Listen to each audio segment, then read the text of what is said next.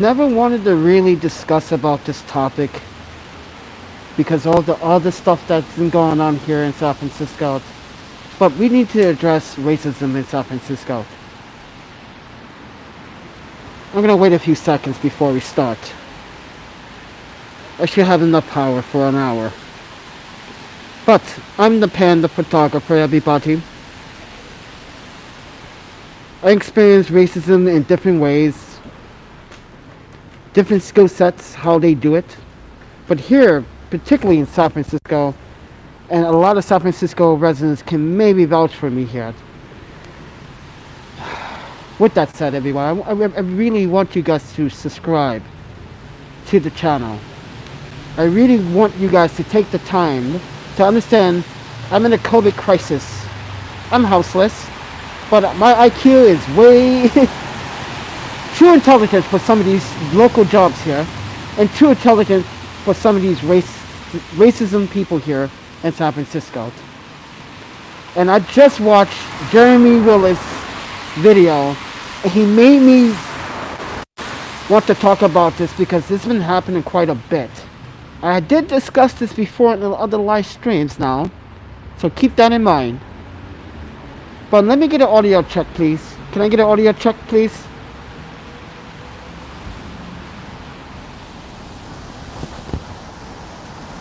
Can I get an audio check? Alright, thank you, Arron P. I appreciate your time. Now, I grew up in three sides of the world: France, New York, and Japan. Okay? I experienced younger racism in Japan quite a bit more than the States, than France. Okay? I was bullied a lot in Japan. I talked about this quite a bit. And I was picked on because of the conflict, the conflict between American and Japanese at the time, young people at the time. But now, those same young people that are adults now, quite got the understanding that it was wrong. And to this day, we are friends. But here at San Francisco, I noticed quite a few things that don't seem quite right. For instance, Jeremy Willis actually explained when he was on the elevator, or getting on the elevator, which happened with me. I was like, not just happened to me once, but it happened to me several times. Even with a male, Caucasian male, freak out. This is even before COVID. Not just in San Francisco, but entirely. But let's talk about San Francisco in general. Every time I got on in the Target elevator, this is what will happen. You see a bunch of Caucasian white Americans. I get on, I'm the only one on the elevator. There's plenty of room for two more because you have the separation on the big giant elevator. Oh, we wait for the next one, but there's room. And you hear, I'm not getting on the elevator with that guy. You hear them through the elevator door. See, the thing is, they weren't aware, they was not aware of the vibration coming through the door. You can hear what they said. I'm not getting on the elevator with that N word. If you used the N word, then this was when I first came to San Francisco. Second time, in the hostel. I was in the kitchen. I was preparing my ramen, and the Caucasian man was in there. He stopped everything what he was doing because I came to the other side of the huge kitchen table to prepare. He dropped everything and threw everything that he was preparing in the garbage and walked out with a mean face and looked at me like, that's what he did. Racism. Every time I walk down the streets, there's plenty of room for two. That's more than 6 feet of distance. Think about that, everybody. Let me demonstrate this for you. I'm walking down the street. I see someone coming on this side of the street. You know what they do? Instead of walking on that side of the street, on that side of the sidewalk, that's 6 feet separation, They walk around. I'm not kidding you. They walk into the street where you can get hit by a car, which is arrogant and stupid. And this happens all the time down the street so far. Not all the time. Sometimes it has happened. Couples walking around. Why would you want to take the risk getting hit by a vehicle than walk with next to someone that's a human being? That I don't understand. That's racism. That's not because of COVID. Sorry, that's just racism at its best. And I think more people should stop with that childish and how would I label this shit? The incompetency with people. Racism is old school shit. Let it go. I'm fighting for you too, even though you may hate me or disagree with me, but I'm fighting for you. That's not racism, that's love. Where is the love? I can tell you another time, Market Street. Oh, this is interesting. Not just Market Street, Union Square. As I explained before, there are assumptions that people make. You know, and put this in my pocket. The assumptions that people make. Like the woman at Union Square thought I was a drug addict. That's why I'm homeless. What made you come up with that? And I realized she did that because the statistics, it's out there. Lots of blacks, you know, not a number of them, but there's a lot of blacks in the Tenderloin. There's a lot that are, as I said, just watch my video, go Turk Street. You'll see it. I don't need to explain it. But I just want to explain racism, that it's everywhere. People do weird things, walking next to you, they see you coming, they jump out the way, they stop. Like in Walgreens. The time that I was in front of someone, and then as I was checking out, this woman said, I'm not walking until he leaves first.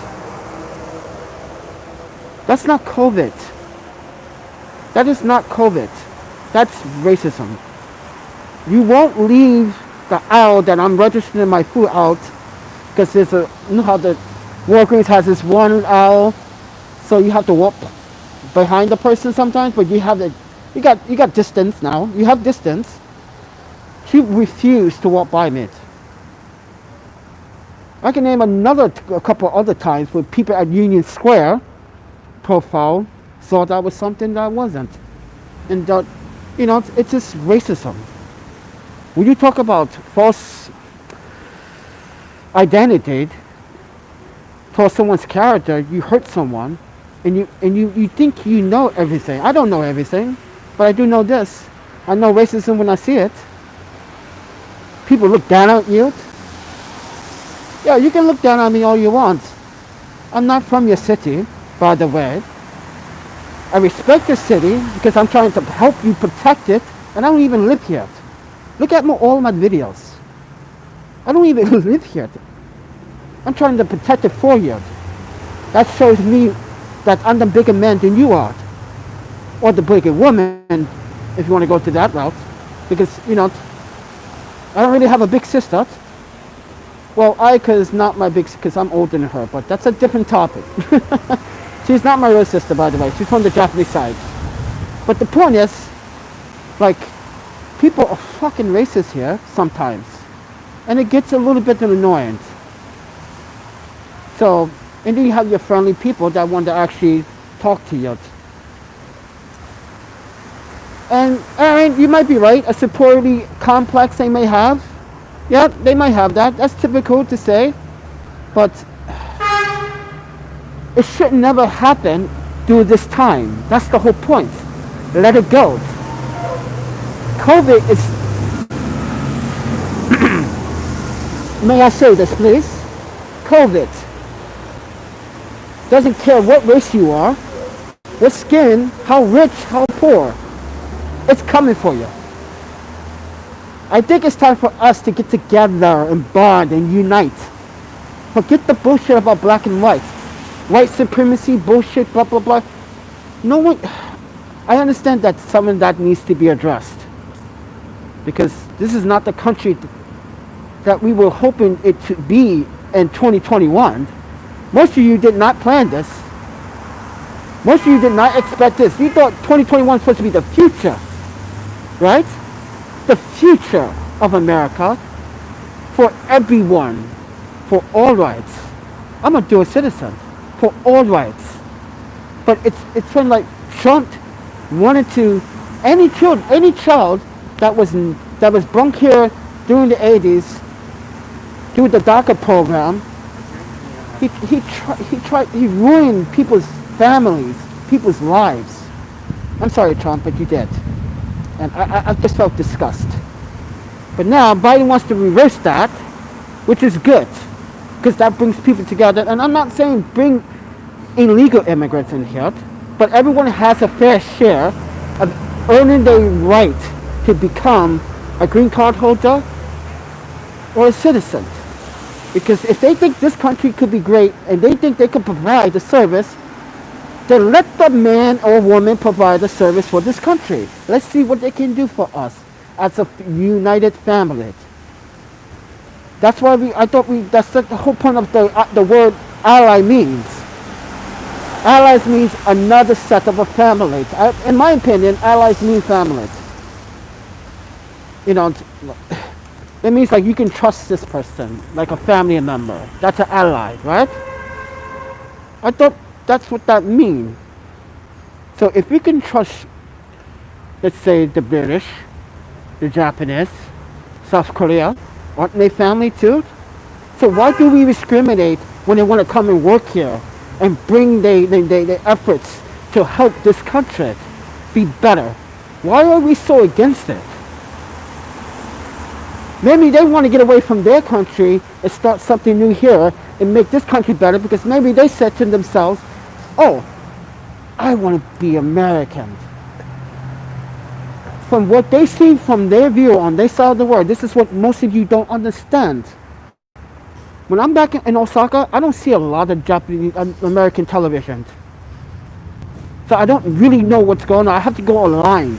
You don't really see all the aspects online, because you know why? There's too many local television stations here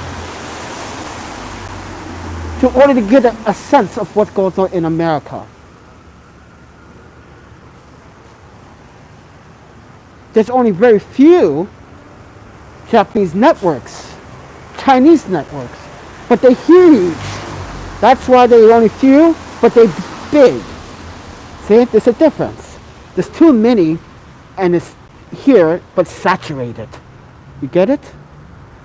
So think about that one, ladies and gentlemen.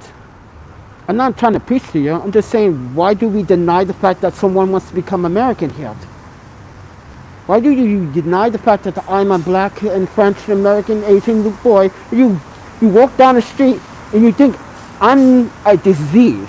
So you're going to walk around and get yourself killed by a car. Or you don't want to get in the same elevator with me. And see this brother right here? This guy is a hard worker. Guys, he's been in 3 of my YouTube videos, busting his ass off. He doesn't even have a car, and he's doing Uber Eats. You know, I looked that up, and I think he did have a car, because you can't do delivery by foot. But I guess at this time they probably let it go. But dude, he's a hard worker right there. That guy right there. He got the DoorDash, Uber Eats, and what's the other one? The DoorDash. That man is doing it hard. He's surviving, and yeah, he's gonna be around. He's gonna be sleeping over that side though. Yeah, he sleeps on that side, and the others. So, but yeah, that's his spot. Just let him be. But here's this, guys. Why do we discriminate? Why you guys discriminate against me? What did I do to ever do to you? That's the strangest part. I didn't do anything. Well, kind of. I beat up some guy the other day for trying to steal my headphones. So, and he was white. But he was calling me the N-word, and the police officer, I already explained this. This is why if you ever watched the video, there was an attempted robbery. And then last night, these 3 dudes tried to take my bag and lift it over the fence. San Francisco, I just want to let you guys know, as a non-citizen, as a tourist, I'm still trying to protect your city. For what reason? I don't have anything to gain from it. But why do I still do it? Ask yourself that. Why am I going out my way to go to Glide and grab all the food that Glide goes away, and then went out my way yesterday? Guys, if you watch my Instagram, please go to my Instagram. I gave all that food away. All those Starbucks. All of it. It's on this YouTube channel in early in the morning. So, all over the way. Did a good deed. Why? There are some people out here that don't like Glide. There are homeless people that do not like Glide because they know the discrimination that goes on there. Yes, there's racism there too. Did you see the video? The viral video that I post? The guy is tormenting someone that is disabled with mental health, pulling him by his hoodie, then taking his breakfast, scoring him with no mask, by the way. He's wearing no mask. And you really put intimidation into someone that has depression, maybe have an alcohol problem, has mental health issues. And he walks away, and you threw the man's sandwich in the streets. Did you see that? Racism. I tell you guys, racism plays, and no matter what skin color. You can be Asian, you can be Latino, you can be white, you can be black, you can be French, German. It happens. People say very rash things here. I have heard, especially at the hostel. You don't like that place anymore. That's not a very good place. But here's the point. And see how people get quiet as they walk by. Are you afraid that I'm talking about you? Well, because I am. You should listen up. You should stop and say, hey, I want to be in your YouTube video. What are you talking about? We're talking about racism. You want to have this conversation because it's important. How do you feel when you first came to San Francisco? How long did it take you to adjust to the wrong behavior types that happen here? What possessed people to say, I don't like you kinks?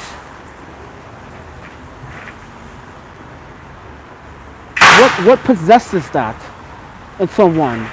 What did that person ever do? But it happens all the time here. With me, it's just like a matter of time, and I see it all the time. But when I start speaking to someone, like, where did you grow up? Where are you from? What do you do? Doesn't matter where I'm from. You just, first of all, the first thing you should say is, hey, my name is blah, blah, blah, and your name is Panda. People call me Panda, but it's Keiki, because people have a hard time pronouncing Keiki. First of all, Keiko, Kiki, and Keiki are 3 different names. Keiko is also girl.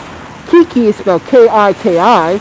Keiki, like cake that you eat, key that you turn, is boy. So just get that alphabet and the Japanese and the Hawaiian and the real names correct, alright? So let's get that away. This is why I prefer Panda. Even the government calls me Panda. So boss calls me Panda. My last employers call me Panda. My colleagues call me Panda. They never call me by my first name because they really don't know how to pronounce the first name. It's always Panda. Now you guys understand. Panda. But you know why I'm Panda? I'm white, black, and Asian. Everybody loves me though. I think everybody loves me for the most part, but there are some people that just don't like me because maybe they just don't like what I am. I'm charismatic and open-minded and very helpful person. They don't like that. We don't want you to help this homeless person. Leave them to die. That's the transition thought that I see from some people here in San Francisco. All the homeless should just go. You hear people say really bad things. Very bad things. It's like they're, yeah, and I understand your thoughts. And now this is just my experience. This is my experience alone. I just wanted to emphasize that, and I want to thank Jeremy Willis for making me make this video, because like he pushed me to like talk about it, and this is why I want to get out of here as soon as possible. And I came here pretty well, and then I thought I was gonna stay. I thought I took a risk, staying here, going to Mountain View, going to other cities, you know, trying to find work, but also trying to find food and other things to do, and for content creation. And then when I came back to San Francisco and I was looking for more work, everything with the second lockdown, that's when everything went sideways. The hostel closed. That was like the best hostel ever here. The only hostel following the public health guideline. Only one person per room. I cannot stay in the other hostels because they want to put more than one person in the room together. So we gotta have to buy hotels now. That's more expensive. If you guys don't know, I'm a member of the HI Hostel organization. I've been paying for my membership and been a member and participating for 9 years now, over 9 years now. And I tell you right now, HI hostels are the best. Most of them. There are some ones that just don't make sense, like Santa Cruz. That didn't make sense. In my opinion, my experience, didn't make sense. What's a 5 o'clock check-in and you gotta check, what? Then you can't go outside at a certain time? What is this, curfew? I'm an adult. I'm a filmmaker. And it didn't make sense. And then there are some hostels that they were not very modest or very clean either. So this is just an experience here in San Francisco, like Music City Hostel and Hotel. That place really set the bar, as if like they don't care about your health. COVID. You put me in a room with a guy that was living in the room for months, maybe weeks. We don't know. He probably still living there now. That was the stupidest thing they could have done. You know why they did that? They took advantage of me. I'm a tourist. I'm a visitor. Yeah. You can also say racism on that too. Wait. Why is that racism? Oh, he's... You know, they think international people are so stupid. So they like changing prices. We saw the prices weeks before you even did, yeah, or days before that, or a day before. They like to price gouge sometimes. Yeah. And they only price gouge on certain people. Why this person get a discount and I don't? And this is what was the argument in the Orange Village Hostel. The guy was like, you gave this dude a discount, but you don't give me a discount. It's like, yeah, you can't treat one with favoritism and not the other. Why is, unless there's some shady stuff going on, who knows? Like I said, I experience racism in many forms, many ways. It's not very nice. It's not very pleasant either. And guys, just to let you guys know, YouTube has been suppressing this channel for content that I've been creating doing live streams. Yes, my revenue dropped 48%. Again, we see the suppression on the channel again. This is YouTube at its finest, mind you. They don't want you to listen to this story or experience. They don't want you. They want you to click on the music videos and the gossip crap. This is important. That stuff can wait. You can watch that on your phone at any time. Why should they do that? It's not even politics. An option. It's a choice. Everyone has a choice. It's a choice. But reason why I'm keeping this live stream this way, I'm going to show you how many people actually walk by or walk around. So you guys get a good idea, or stop talking or just keep talking. Some people keep it silent, like, what's she talking about? She's talking about, yeah, I'm talking about everything. Some people are very insecure about talking in front of the camera, or, you know, worry that someone might say something bad about. If you guys study psychology education, you kind of understand how the brain emotionally acts and behaves and processes these things. So, but yeah, I'm not trying to be a viral video or anything. But YouTube, you need to start suppressing my channel and be real with it. Because sometimes you're not real anymore. And my stuff is over there. And guess what? I'm also houseless. There you go. For the time being. As I said, we are working on trying to establish donations so we can get the M-Track team, because we need to pay for extra luggage. So, yeah, and the ticket, because financially, this has been a burden. And honestly, I would never want to work here under this ridiculous salary offer that I was offered.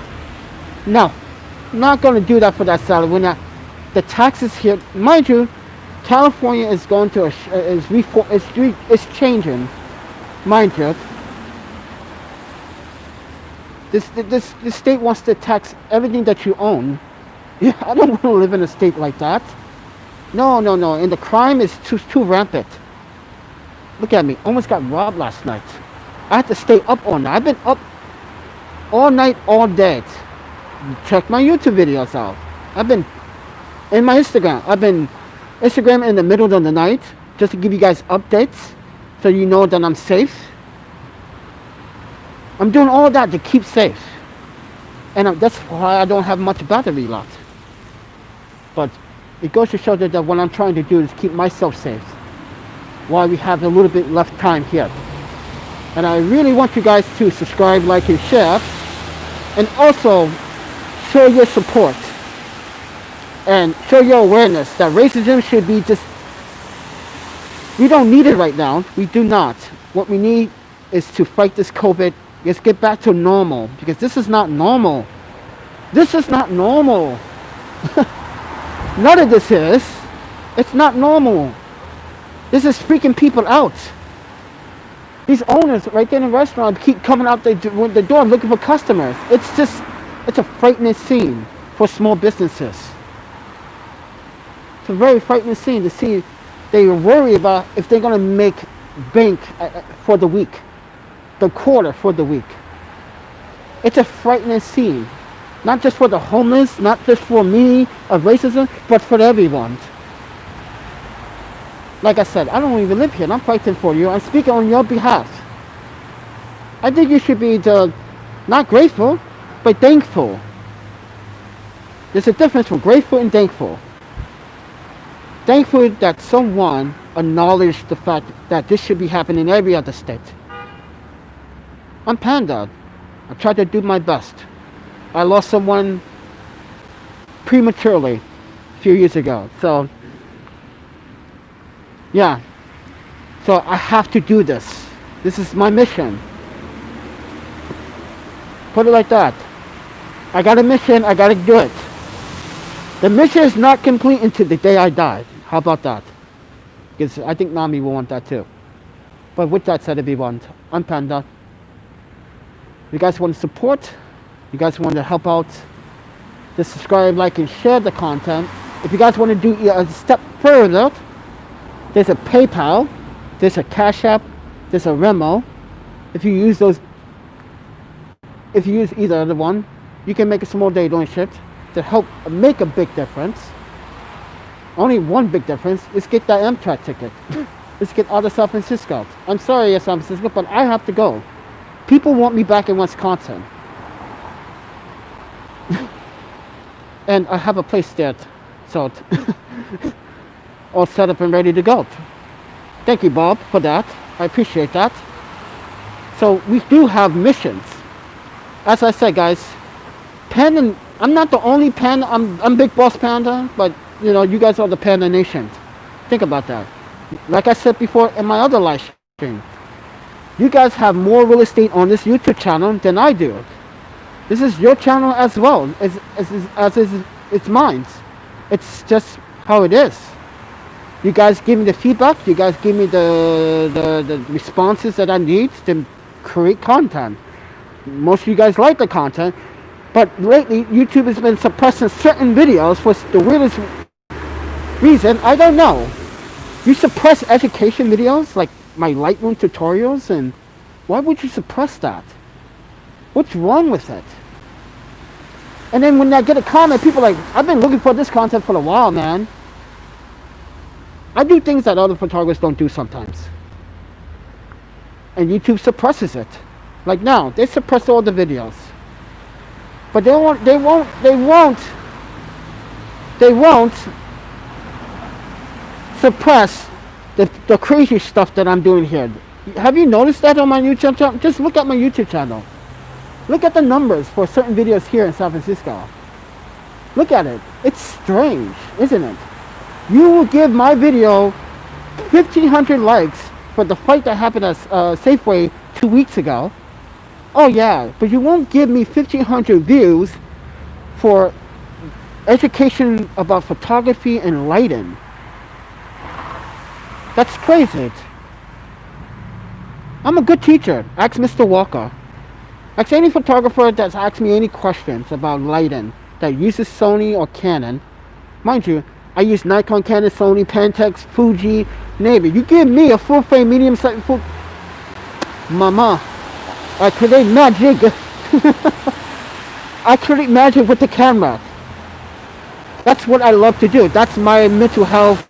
That's my therapy for my mental health. Shooting. If you guys didn't realize that. I talked about it before, but photography is my cure to my mental health. And you guys are going to say, that's a really good way to put it. At first I thought it was not. But the way I see things when I look, I'm like, I observe, I tweak my eyes, I look at things differently what other people don't do. And when I see stuff, I'm like, I want to take a picture of it. But what made me do it is because I feel different. I'm in the, whoa, let me explain it. When I'm shooting, I am no longer cakey or panda. I'm someone that is just blanked out. I'm zoned out. I forget about you sometimes. Not to say I do that in workshops or anything like that, but when I'm solo and I'm shooting, I got music going, I'm concentrating a lot. I'm looking for the next photo that I really want to illustrate. Something that photographers are not doing quite these days anymore. Mixing the two arts together, like street and architect, people and street, or like I just recently just did. It's called pan photography, but the right way. I did it the right way. That's the thing. I did it the correct way it's supposed to be done, and YouTube suppresses the videos. Most people are cheating with Photoshop. I'm using Photoshop, but the way they do it is not how you should do it. You know, you don't take the if anyone, it's not eliminating the image, but what you do is take multiple. This is how I do pan photography. Let me show you my trick. I'm going to show you right now. Ladies and gentlemen, welcome to my classroom. I'm going to show you what I do. So let's say we're in the daytime. I see a car coming down. There's no car here. So what I do is I take a pan shot, a blank pan shot of this image. Now you're getting what I'm trying to do, right? I take a blank image without the subject in the frame. Then I take a picture of the subject in the frame. That's how I do it. So I'm not cheating, I'm not cutting corners, and I blend the two photos together. That's how I do my pan photography. If you go to my Instagram, you're going to be like, oh, I see that really nice blur. Clean, too. This is why a lot of these other photographers are asking me, dude, that's real clean. I see some sloppy pan photography. I shouldn't call it sloppy. Well, I should call it sloppy. Because you can see where they burned the image in. And it's like not clean. And there's no representation. Oh. Sorry, what I was trying to say is, when you take a pan photography, there should be everything in detail. The shadows underneath the subject, around the subject, the lighting of the subject. That's important when you do a pan photography photograph. Go to my Instagram, go check it out. You'll see it. You're going to be amazed. But how I do it. Like I said, if you guys want to do pan photography, this is what you do. Take a blank picture of where you want to shoot first. Take a couple of them. Then you take a picture of the subject or which subject you want in your frame. But make sure you keep that a horizon straight each and every time. That's all you have to do. So what that is like layering the photograph. And then you can use Photoshop to blur those blank images. And you can use the what is that? Oh, the motion blur feature in Photoshop for those images. And then you can merge the images together like an HDR. And this is why I use Nick Collection. Now you know my little tricks. But I'll have to show you how I do it, my little tricks. So you have a better understanding. But yeah, there's many ways how to do it, but I found that to be the right and correct way. Is layering, taking multiple exposures, getting it right, and then blending them or merging them together. But add each one of them at a time. Do not add each photo. Do not do this in Photoshop. Do not add one photo and then sync all. No. Why? Because the subject that's in the frame, the lighting, contrast, details are going to be look totally different. So add those blank images the same, and then add the photo with the subject totally different. Because the lighting will be different on the subject. It depends on the deflection, the sunlight. You got to account for those things. And most people don't do. They just go out there and shoot. And they're not counting for it. And I like to be a little technical with it. I'm sorry. But it's also the right way to do it. And the smart way to do it. In my opinion. But thank you for the $20, Arron. I saw that. I got an alert from PayPal. I appreciate that. Uh-oh, we getting that Amtrak money going up. We're gonna be out of here. Sayonara, San Francisco. I appreciate that, Arron. That was a big opportunity and a very big thank you. Wait, what he said? Send you a bit more support on PayPal unless there is a good reason best not to be here long term. Appreciate the organic exposure in parts of San Francisco's mainstream media like to hide. Oh, that's why I'm doing the Tenderloin stuff. And I want to also talk about that because had a YouTuber that said he was talking about housing. You don't go around one neighborhood, not the Tenderloin, not downtown, not Market Street, but you go into the Filipino community where there's a pretty well clean, established homeless community there. No violence really over there. But you don't accuse homeless for the part of the housing problem. And you don't even take the time out to go out here. Look what I'm doing. I got my camera out here. And he had a problem pointing his camera at people. I was like, don't you point your camera when you do your Instagram? Don't you point your camera when you're doing your Facebook? What's so different with that? Now you're being hypocritical. That doesn't make sense. You're not willing to help the houseless community get their messages out? Because some people want to get their message out. They see a camera like, oh, I got something to say. Let them say what they want to say. You just say, hey, no profanity, keep it light. Teenagers are watching. I got you. Let them understand. So you communicate. When they hear you say that to them, okay, you're giving me a chance. Oh, no language? Cool. I'm down. They feel your energy. They feel the vibe. But this is what I was trying to explain to this gentleman. But he's not, this is the thing, guys. He is not willing to sacrifice the experience. He's not willing to go on foot. He's willing to drive in his car and show, whoa, shaky footage like that. It was very shaky. It was like this. You couldn't really see anything.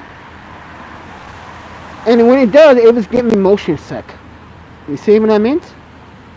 And that's not good footage. And you didn't emphasize the homeless problem. I told him, go to my channel. You see about the homeless problems here. All the videos here. You see me go into the Tenderloin with a $2,000 setup camera with the gimbal. Walking like a boss through the streets with the camera. Dude, you know how much power I felt when I came back to the hostel with the... I felt like I was the man that survived no attempt to rob me with a... That's crazy, right? It's so... It just blows your mind. I walked through there and I was like... I can't believe I just walked through the Tenderloin in Turk Street, out of all streets. You walk through Turk with that setup. And I did that, I color graded all that footage. Do DaVinci Resolve 16.3.2 because they upgraded. But yeah, and that's a 22-minute video. So I appreciate you guys support that video because it definitely shows the drugs and abuse, and everything is raw and not cut. You see people doing things on the streets. So my message for that is, why don't we get the message out to some other organizations that can help other organizations here in San Francisco do their fucking job? Because they're not doing their job. We just had someone at Glide manhandle someone for no apparent reason. No education, no skills, no training how to deal with the mental health, no training how to deal with... See, what I like to call the Tenderloin is a disaster relief zone. It's a disaster zone, and it needs to be addressed not just on the city side, but on the federal side, because there are things that are going on in there that should not be going on. Like I emphasize, I bet you the drug dealers are the ones that are taking up the hotels, while the people that need the hotels, that need to get inside, are sleeping outside. It's business here in San Francisco. It's booming for drug activity. How many freaking law officials or police officers are in on this? How many innocent people have to get robbed on the streets every night or every day during the day? How many foreign people have to get killed? Did you know? Like I said before, Japanese young lady from Fukushima was struck down by an individual that the city gave 3 strikes to, and he had multiple felonies, and he hit her with a car that he stole. If they would have locked him up the first day, it would have never happened. But no, they keep letting these criminals get away. But I was here to voice that. I was here to give my take on it. You want my take? Hire me and a couple other people that I think we should hire, and we could get the job done. We can clean up whatever's going on down in those 501c3s. How they treat people, everyone's the same there. Not everyone's homeless is the same. Am I the same? Do I look like I'm the same? Do I do drugs? Do I look like I'm doing fucking meth and all that crazy shit? Yeah.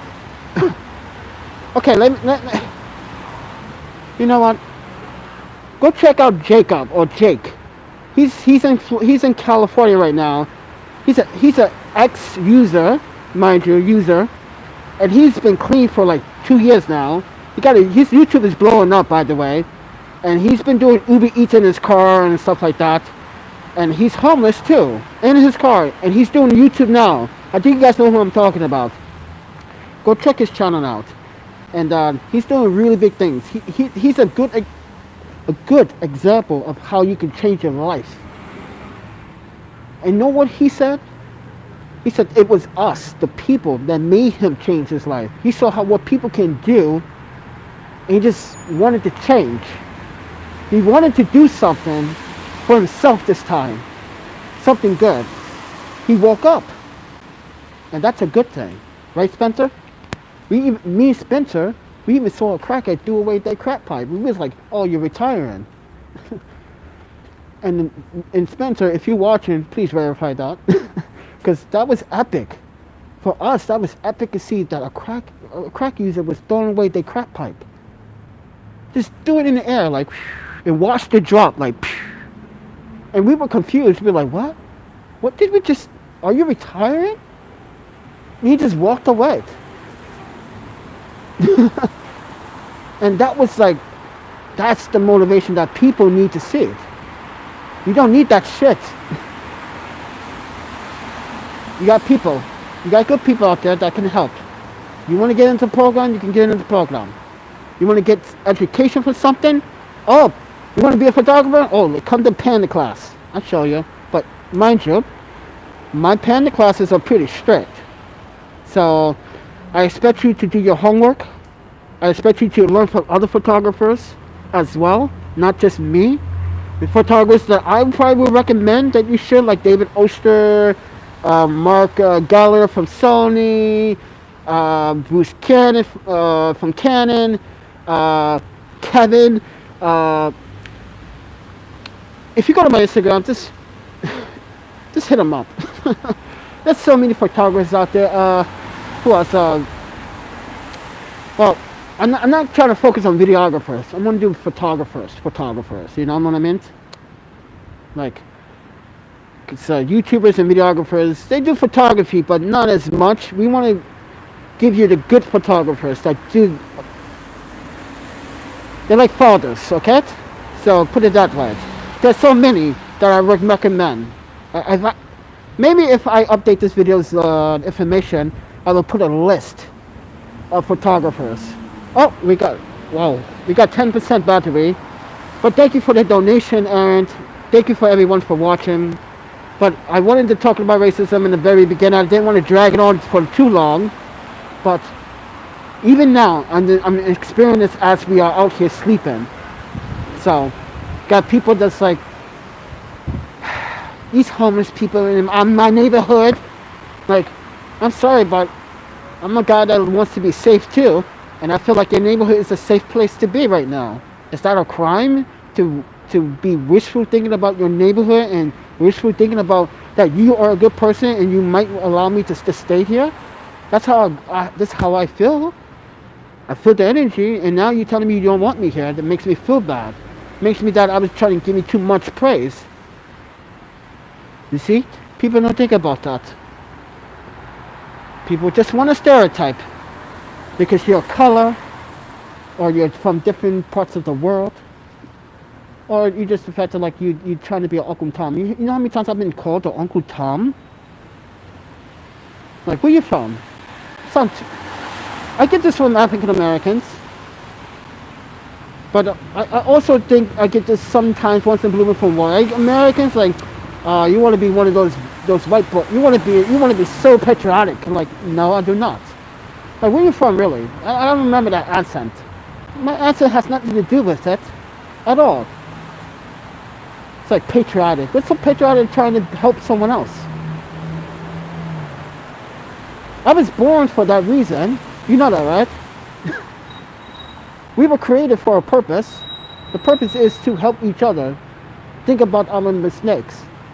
It's humanity. You only got certain amount of minimum of time on this planet. And we don't know the countdown for our lives. So let's make the best of it. Shall we? I think that's the right thing. Oh, it's starting to rain again. Let's get out of here. Starting to rain. Let's put on this light. But anyway, guys, I wanted to share my story with you guys, and hopefully you have a better understanding how I stand as a human being and as a strong black man that doesn't care about race. Mind you, I had the finest Japanese people to raise me, and the finest New Yorker rollerbladers ever be my friends, and the best French native fucking neighbors I ever lived with. I'm sorry. I like the international lifestyle. I like being part of a better community. I just like being better. I just want to be part of everybody's community. What's the crime behind that? I think it's fun. Right? I think it's cool. And I think it's that someone like you should also give it a try. If you don't know a second language, it's that time to learn a second language. Trust me, you don't have to learn Japanese. No, you don't have to learn Japanese. There's Korean, there's Thai. I learned Hmong and Lao from E. If you guys don't know about E, she was a Hmong girl I dated for like 2 years. She taught me quite a few Hmong words, and then I had fellow UW's friends and neighbors that were also Hmong that gave me a Hmong dictionary, which I can share with you online too if you want that dictionary. It's pretty hard. So if you guys want that, I can share that too with a Google Drive link. I will update that when I get into a hotel. I gotta do because I don't have no power out here for the laptop. So yeah, but I hope you guys are having a good time, and I wish you guys the best of luck as well. I know this is not a good time to, for some people, it's not a very good time. I wish I can help everyone. That's the goal. Be a millionaire to help everybody. You know? I know I'm not trying to be like a Mr. Beast. I didn't know Mr. Beast was doing that until I saw the video last week. I was like, wait, that means he doesn't take anything home? He has to take something home, because he can't live for free. That's just crazy. But I get what he's doing, and that's a great, and see, great dude. But you can't take my status, Mr. Beast. But anyway, my mask is getting wet. I will talk to you guys in the next one. Thank you for the donations. If you guys want to make more donations happen for the ticket, or just for future purchases, or emergency money for food, you guys can still do that if you want. That's up to you guys. I'm not going to stress it. But there's other people that also will love your love too, so keep that in mind. But I'll talk to you guys in the next one. Take care. Oh, it's 10% battery. Oh no. Oh wow, wait, I'm gonna let this run for another 10 seconds because YouTube, or another 20 seconds, because YouTube likes to cut off my endings too short. So give it 10 seconds. Oh yeah, YouTube, I know what you're doing. And see ya, guys.